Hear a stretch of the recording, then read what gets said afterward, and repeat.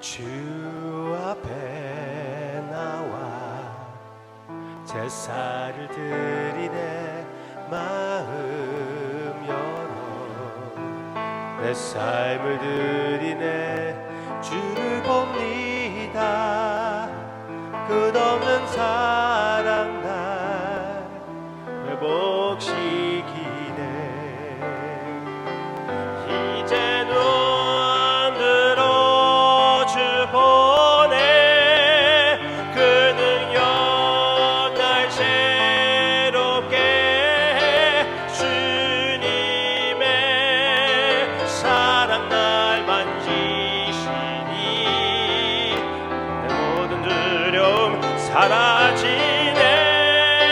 폭풍 속에도 주 붙들고 믿음으로 좋아 걷네. 갈보리 언덕 넘어 그 어느 날 주 안에 온전케 되리라.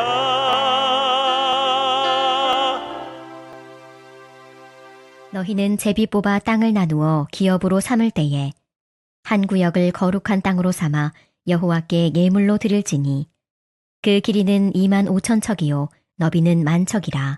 그 구역 안 전부가 거룩하리라. 그 중에서 성소에 속할 땅은 길이가 500척이요 너비가 500척이니 네모가 반듯하며 그 외에 사방 50척으로 전원이 되게 하되 이 측량한 가운데에서 길이는 25,000척을 너비는 10,000척을 측량하고 그 안에 성소를 둘지니 지극히 거룩한 곳이요 그곳은 성소에서 수종드는 제사장들 곧 하나님께 가까이 나아가서 수종드는 자들에게 주는 거룩한 땅이니 그들이 집을 지을 땅이며 성소를 위한 거룩한 곳이라.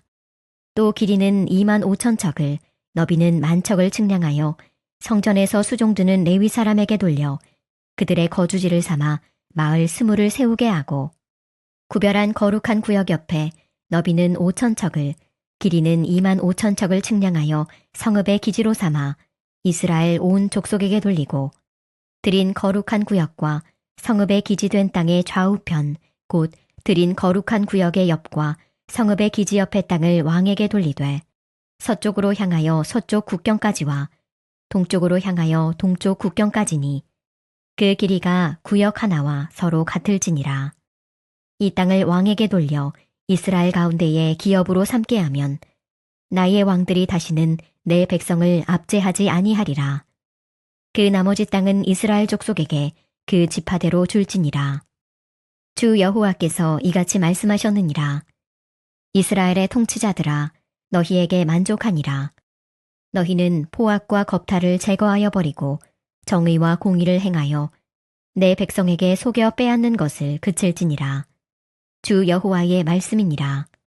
너희는 공정한 저울과 공정한 에바와 공정한 밭을 쓸지니 에바와 밭은 그 용량을 동일하게 하되 호멜의 용량을 따라 밭은 10분의 1 호멜을 담게 하고 에바도 10분의 1 호멜을 담게 할 것이며 세겔은 20개라니 20세겔과 25세겔과 15세겔로 너희 만회가 되게 하라.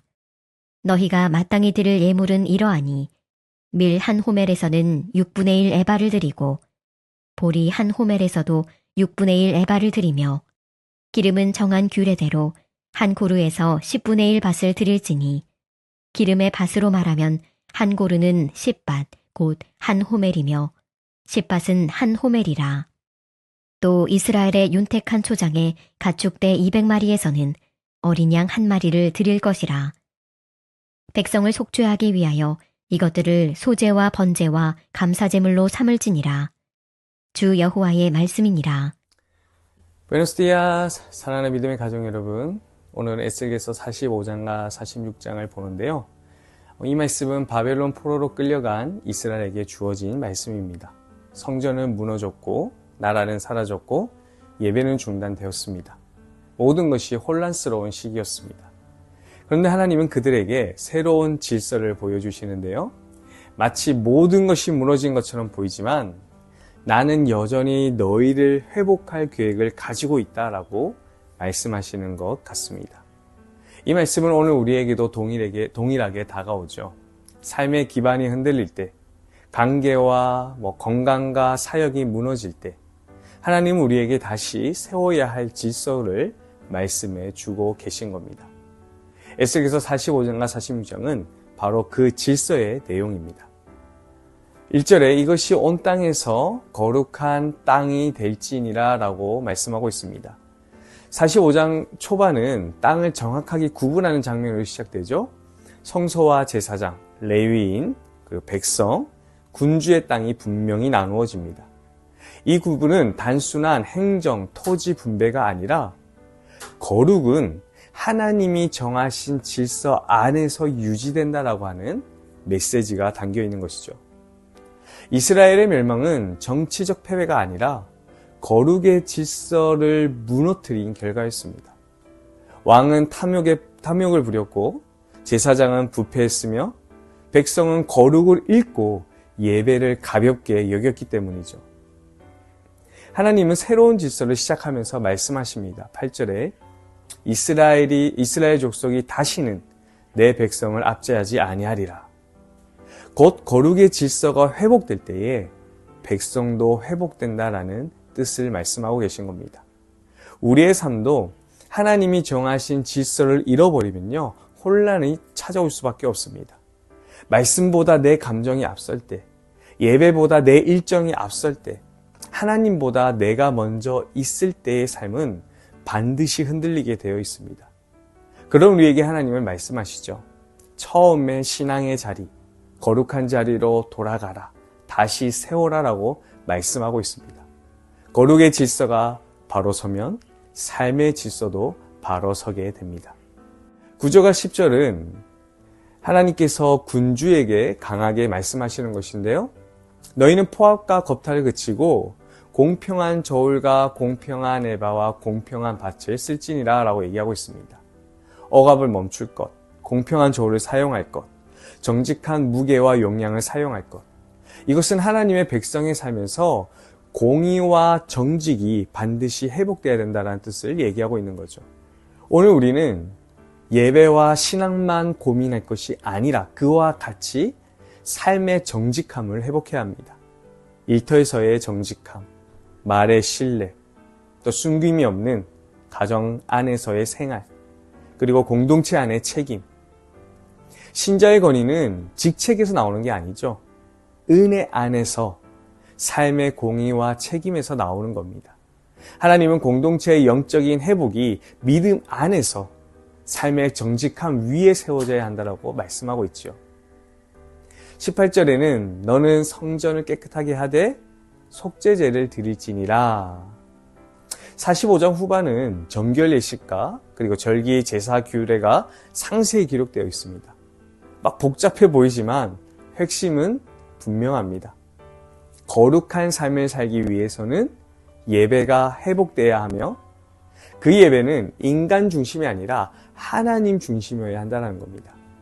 예배의 방식은 인간의 취향이 아니라 하나님이 주신 뜻 안에서 그 말씀에 따라 이루어져야 한다는 것이죠. 이스라엘이 멸망한 이유는 예배를 가볍게 여기고 자기들의 방식으로 드렸기 때문입니다. 하나님은 예배를 다시 회복할 때 우리의 삶도 다시 일어선다라고 말씀하십니다. 예배가 바로 서면 가정이 바로 서고, 예배가 바로 서면 사역이 바로 서고, 삶의 중심이 바로 잡힌다라는 것이죠. 계속해서 46장 1절부터 3절 그리고 13절을 보면 예배들의 날짜와 시간 그리고 규칙이 기록되어 있습니다. 안식일 예배, 초하루 예배, 또 매일 드리는 소제와 번제, 성소에 들어설 때의 자세, 하나님 앞에서의 경건한 움직임들이 나오고 있는데요. 이는 하나님께서 이스라엘 백성들에게 특별한 시간의 예배만이 아니라 삶 자체를 예배자로서 살도록 말씀하고 계신 겁니다. 이는 단순히 예배를 드리는 것이 아니라 모든 삶을 하나님 중심으로 예배가 삶의 중심이 되도록 회복하시는 것이죠. 즉 하나님이 주신 질서는 삶의 방향과 패턴을 바르게 하기 위한 것인데 그 패턴의 중심이 바로 예배라는 겁니다. 안식일 7일, 또 월삭의 한 달, 절기의 1년, 그리고 매일 아침 제사는 늘 우리의 삶이 예배자로서 살아야 함을 강조하고 있는 것이죠. 우리의 삶이 예배를 중심으로 규칙적일 때 신앙도 흔들리지 않습니다. 신앙은 주일 한 번의 순간이 아니라 주일 이후에 6일 동안 삶 자체가 신앙의 자리인 것이죠. 그래서 우리는 한번 질문해야 합니다. 하루의 첫 시간을 하나님께 드리고 있는가? 가정 안에서 우리는 하나님을 기념하고 있는가? 일터에서 하나님의 사람으로 살고 있는가? 삶의 모든 결정에 있어서 하나님이 먼저인가? 하루하루 예배자의 마음으로 살아갈 때에 우리는 흔들리지 않는 신앙을 갖게 되는 겁니다. 20절, 이는 제사장들이 그 죄를 담당하지 않게 하려 함이라. 46장 마지막 부분은 상속, 재산, 제사장의 방, 부엌 등 아주 현실적인 그리고 세부적인 규정이 나오고 있습니다. 겉으로 보기에는 그냥 사소해 보이지만 하나님께서는 백성의 삶 전체, 영적인, 사회적인, 가정적인 영역까지 세심하게 보고 계시고 보호하신다라는 메시지가 담겨 있는 거죠. 하나님은 예배만 관심이 있는 분이 아닙니다. 우리의 삶 전체를 돌아보시고 돌보시는 분이십니다. 하나님은 우리의 예배와 성품뿐 아니라 우리의 가정, 재정, 관계, 일터까지 관심을 가지고 계세요. 그 백성을 내버려 두시는 분이 아니시기 때문입니다. 하나님은 언제나 언약 아래 있는 백성을 일으키시고 회복시키기 원하시기 때문이에요. 우리는 모든 삶의 영역을 하나님께서 주신 질서 안에 두어야 합니다. 이것이 그리스도인들에게 가장 안전하고 좋은 삶의 방식이죠. 그럴 때 하나님은 무너진 삶을 다시 세워주시는 겁니다.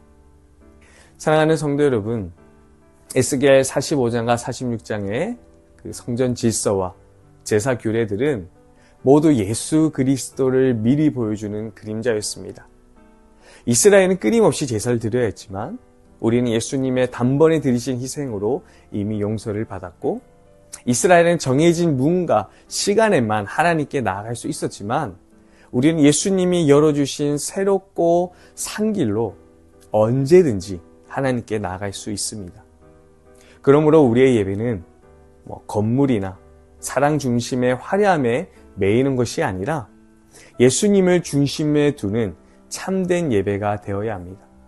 그리고 예배는 주일 1시간에 머무는 것이 아니라 매일의 삶 전체가 하나님을 향한 예배의 리듬을 가져야 합니다. 우리는 예수님 안에서 질서를 다시 세우고 예수님 안에서 예배를 회복하며 예수님 안에서 삶 전체가 변화되는 길을 걷는 사람들입니다. 예수님이 우리의 성전이시고 우리의 길이시고 우리의 왕이시며 우리 예배 그 자체이시기 때문입니다. 그분 안에서 여러분의 삶이 새롭게 세워지기를 예수님의 이름으로 축복합니다. 기도하겠습니다. 사랑의 주님, 오늘도 말씀을 통하여 우리를 세워가시는 하나님의 은혜 앞에 감사를 드립니다. 우리의 무너진 삶 가운데에 하나님을 바라보며 하나님께 예배를 드리며 예배자의 삶으로서 온전히 나아갈 수 있는 그런 저희들 될 수 있도록 붙잡아 주시옵소서. 예배를 드리는 자세만이 아니라 우리의 모든 삶 속에서 예배자의 삶이 나오게 해주시고 그 가운데에 일하시며 또 그 모든 것을 이끌어 가시는 예수 그리스도를 생각하며 기억하며 바라보며 나가는 저희들 되도록 함께하여 주시옵소서. 감사드리며 살아계신 예수님의 이름으로 기도드립니다.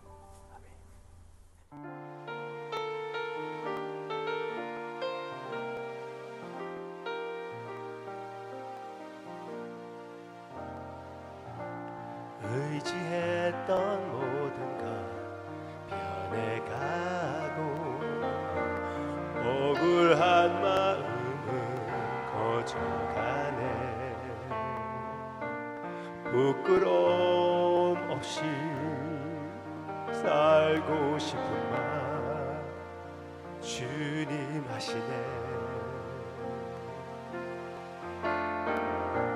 모든 일을 선으로 이겨내고 죄의 유혹을 따르지 않네.